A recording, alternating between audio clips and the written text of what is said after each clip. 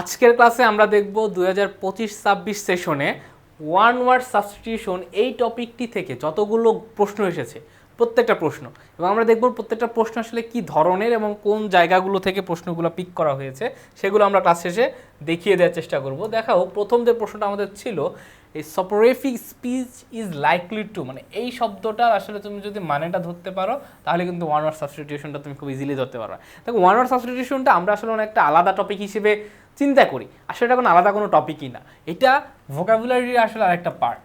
ঠিক আছে, তুমি যদি ওই ওয়ান ওয়ার্ড যেটা মানে এক কথায় প্রকাশ করার পর যে শব্দটা পাচ্ছ ওই শব্দটার অর্থটা যদি ধরতে পারো তাহলে তোমার কাছে এটা আসলে আলাদাভাবে পড়ার কোনো কিছু না, বুঝতে পারছো? তাহলে যে এইটুকুর অর্থ জানে সে আসলে পুরোটা ধরতে পারবে।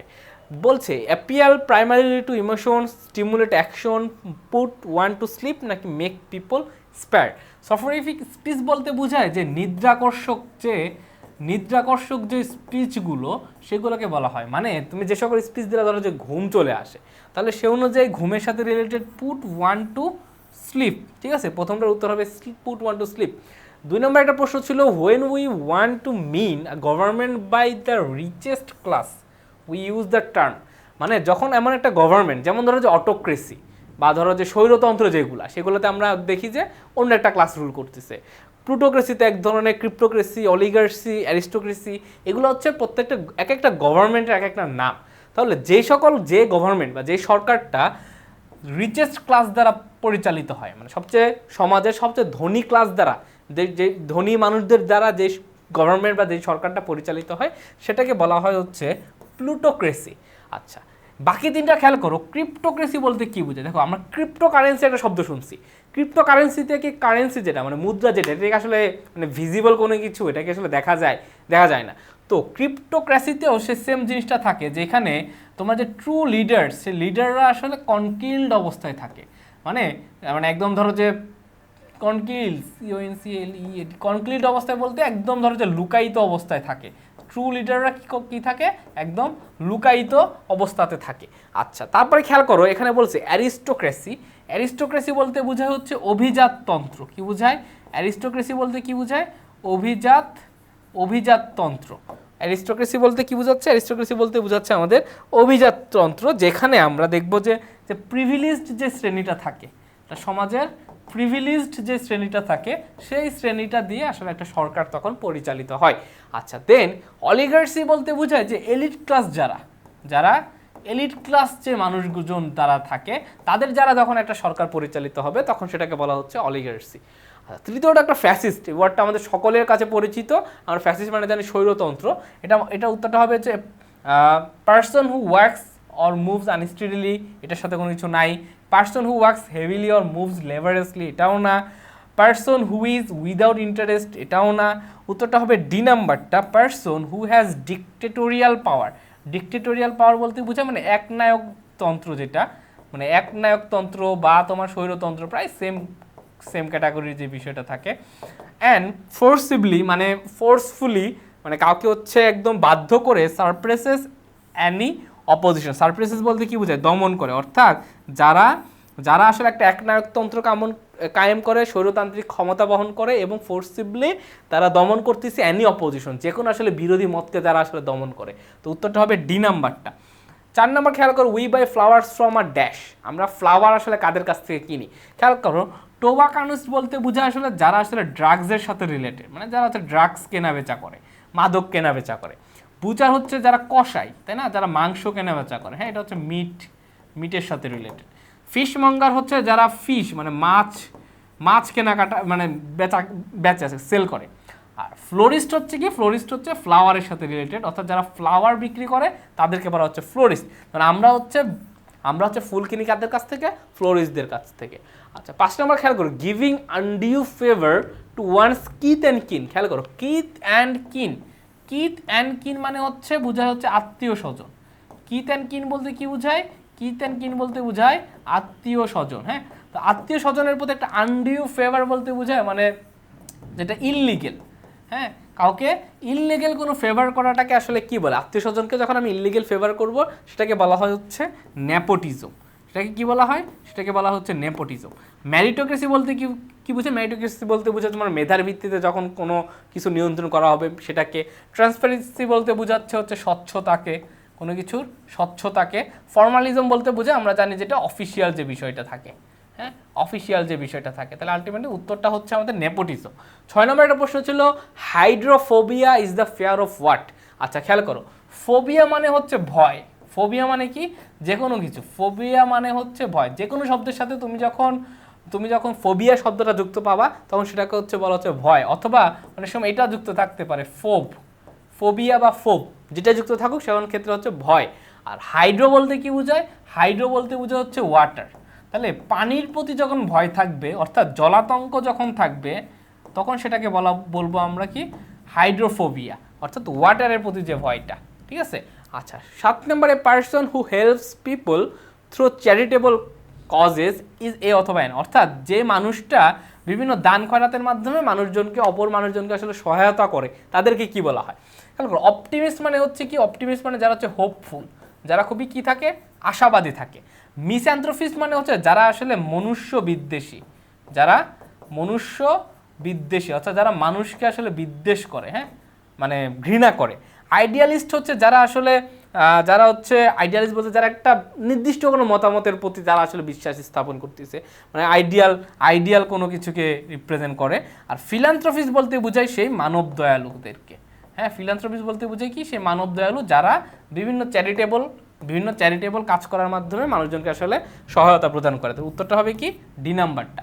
8 number, an ellipsis formally indicates, অর্থাৎ কোনো একটা লেখার শেষে ধরো যে এই স্কুল, হ্যাঁ, কোনো একটা বাক্যে স্কুল লেখার পরে এরকম 3টা ডট আছে। এরকম কি আছে? 3টা ডট আছে। অনেক সময় আমরা বাক্য লেখার ক্ষেত্রে দেখা যায় শেষ করার আগে 3টা ডট দিই। এই যে 3টা ডট, এই 3টা ডটের একটা নাম আছে, নাম হচ্ছে কি? এলিপসিস। এলিপসিস আসলে কাকে ইন্ডিকেট করে? A pause for dramatic effect, and omission from a quoted passage, informal writing না আনফিনিশড লিস্ট, কোনটাকে রিপ্রেজেন্ট করে? এটা রিপ্রেজেন্ট করা হচ্ছে an omission form a quoted passage, অর্থাৎ যে কোনো একটা প্যাসেজ থেকে ধরো তুমি একটা কিছু তুলে ফেললা, হ্যাঁ, ধরো একটা বাক্য লিখতেছো, এরকম একটা বিশাল বড় প্যাসেজ লিখতেছো, প্যাসেজ লেখার পরে এখানে 2-3টা লাইন তোমার লাগবে না, তখন তুমি কি করবা? 3টা ডট দিবা, ডট দিয়ে আবার অন্য আরেকটা প্যাসেজ থেকে শুরু করলা। এই যে অমিশন করা, বাদ দেওয়া, সেটাকে জন্য আমরা এলিপসিস শব্দটা বা এই যে পাঞ্চুয়েশনটা এটা আসলে আমরা ব্যবহার করে থাকি। আচ্ছা, তারপর হচ্ছে a bullet is technically classified as, অর্থাৎ অনেক সময় আমরা হচ্ছে বুলেট ইউজ করি।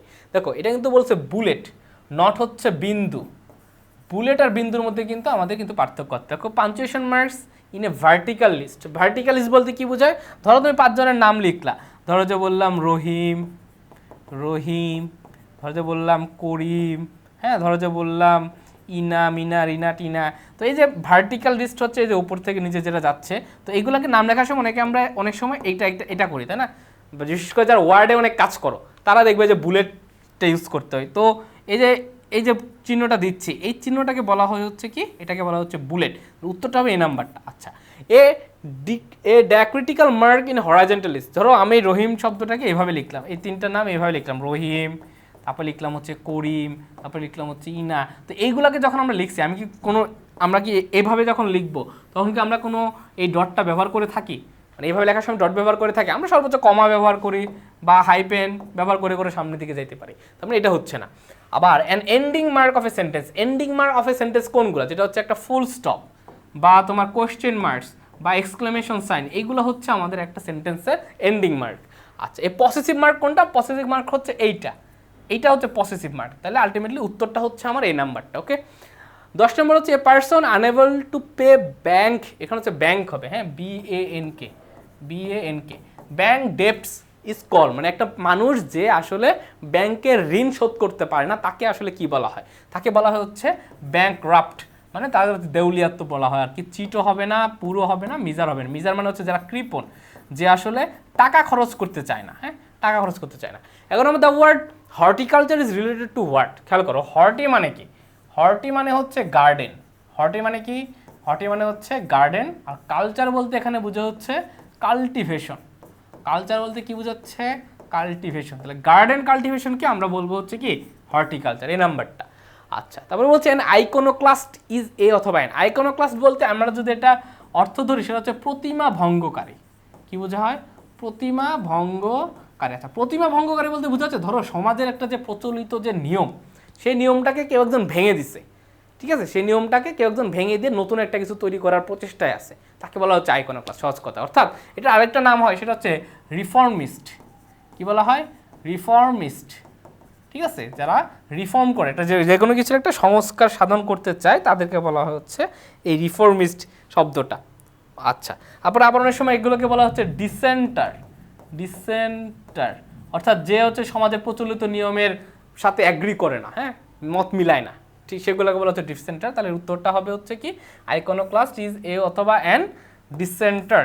আচ্ছা, আইকোনোগ্রাফার মানে হচ্ছে যে সমাজের প্রচলিত কোনো একটা নিয়ম তৈরি করে, মানে যে হচ্ছে ক্রিয়েট করে আর কি, হ্যাঁ, যেটা ক্রিয়েট করে সেগুলো হচ্ছে আইকোনোগ্রাফার। আইকনিক ফিগার মানে আমরা জানি যে খুবই ফেমাস এবং যাকে সবাই অনেক অনুসরণ করে যে আইকন হিসেবে। তাহলে উত্তরটা হচ্ছে কি আমার ডি নাম্বারটা, ডিসেন্টার। ডিসেন্টার শব্দটা কই থেকে আসছে? এই ডিসেন্ট শব্দ থেকে। ডিসেন্ট মানে কি? ডিসেন্ট মানে হচ্ছে ডিসঅ্যাগ্রি করা, সমাজের প্রচলিত যে নিয়মের সাথে ডিসঅ্যাগ্রি করে আমি যখন এই নিয়মটা ভেঙে ফেলবো তখনই আমাকে বলা হচ্ছে আমি আইকোনোক্লাস্ট বা রিফর্মিস্ট। আচ্ছা, 13 নম্বরটা বলছে এ টেকনোফাইল ইজ এ পারসন হু। টেকনোফাইল, খেয়াল করো, আমরা একটা জিনিস খেয়াল করছি, যদি আমার শব্দের শেষে হচ্ছে ফোবিয়া থাকে, কি থাকে? ফোবিয়া বা ফোব, হ্যাঁ, এটা হচ্ছে কিসে, কাকে রিপ্রেজেন্ট করে? ফেয়ারকে রিপ্রেজেন্ট করে। আর যখন ফাইল, টেকনোফাইল, হ্যাঁ, যে ফাইল শব্দটা যখন থাকে তখন এটা রিপ্রেজেন্ট করে কোনো একটা ইচ্ছাকে বা ইনথুজিয়াজমকে। তাহলে is enthusiastic about new technology. Techno মানে টেকনোলজি আর ফাইল মানে হচ্ছে ইনথুজিয়াজম বা ইনথুজিয়াস্টিক বা উদ্যম। তাহলে এ নাম্বারটা হবে উত্তর। আচ্ছা, ডিসলাইক নিউ টেকনোলজি, এটাকে আমরা এভাবে লিখতে পারি যে টেকনোফোব। টেকনোফোব বা টেকনোফোবিয়া, এটাকে আমরা এভাবে লিখতে পারি। অথবা এই যে অ্যাফ্রেড অফ নিউ টেকনোলজি, এটাকে আমরা টেকনোফোব বা টেকনোফোবিয়া আকারে লিখতে পারি। তাহলে উত্তরটা হবে কি এ নাম্বারটা। 14 নম্বর, দ্য ওয়ার্ড নেপোটিজম মানে রাখি। নেপোটিজম আমরা অলরেডি একটা দেখেছি। নেপোটিজম মানেটা হচ্ছে কোনো একটা কাজে আমার আত্মীয় স্বজনদেরকে যখন আমি অবৈধভাবে সুযোগ সুবিধা দিব সেটাকে বলা হচ্ছে আমাদের নেপোটিজম।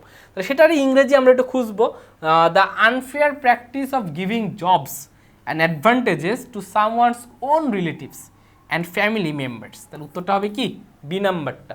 15 নম্বর, identify the correct one word substitution. A person who eats everything including animals. একটা মানুষ যে আসলে সব কিছু খায়, অ্যানিমেল সহ, তাকে আসলে কি বলে? খেয়াল করো, সব কিছু অর্থে, সব কিছু অর্থে একটা ওয়ার্ড আমরা ব্যবহার করি, সেটা হচ্ছে অমনি। হ্যাঁ, অমনিপটেন্ট মানে কি? অমনিপটেন্ট মানে সবচেয়ে বেশি শক্তিশালী। যে অমনিপটেন্ট মানে সবচেয়ে বেশি শক্তিশালী। আবার ভোর মানে হচ্ছে কি যে খায়, আর অমনি মানে কি যে সব কিছু খায়। তাহলে উত্তরটা হবে কি ডি নাম্বারটা। ভেজিটেরিয়ান মানে বলতে কি বোঝায়? ভেজিটেরিয়ান বলতে যে সবজি টবজি খায় আর কি, ঠিক আছে। হার্বিভোর মানে বলতে যারা হচ্ছে প্লান্টস মানে উদ্ভিদভোজী যারা।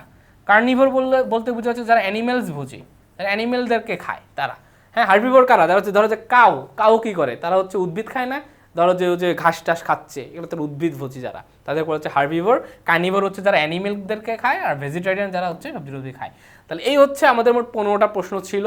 তারপরে এইগুলো আমাদের এই 15টা প্রশ্নই আমাদের মেইনলি ওয়ান ওয়ার্ড সাবস্টিটিউশন আকারে 2025-26 সেশনে বিভিন্ন বিশ্ববিদ্যালয়ে ঘুরে ফিরে চলে আসছে। তো এই প্রত্যেকটা ওয়ান ওয়ার্ড সাবস্টিটিউশনের একটাও আসলে আমাদের নতুন না, প্রত্যেকটাই হচ্ছে বিগত সালের প্রশ্ন, ঠিক আছে। প্রত্যেকটাই হচ্ছে আমাদের বিগত সালের প্রশ্ন। তো এই ওয়ান ওয়ার্ড সাবস্টিটিউশনে ভালো করার জন্য তোমাদের কাজ একটাই, যে কোনো একটা বই থেকে, যে কোনো একটা বাজারে প্রচলিত যে কোনো একটা বই কিনে বিগত সালে বিভিন্ন জায়গাতে যত ওয়ান ওয়ার্ড সাবস্টিটিউশন এসেছে প্রত্যেকটা ওয়ান ওয়ার্ড সাবস্টিটিউশন তুমি একদম ঠাটা মুখস্থ করে ফেলবা। ওইখান থেকে দেখবা ভর্তি পরীক্ষাগুলোতে খুব ইজিলি কমন পেতে পারো। তো আবারও দেখা হবে পরবর্তী ক্লাসে। সে পর্যন্ত সবাই ভালো থাকো, সুস্থ থাকো। আসসালামু আলাইকুম।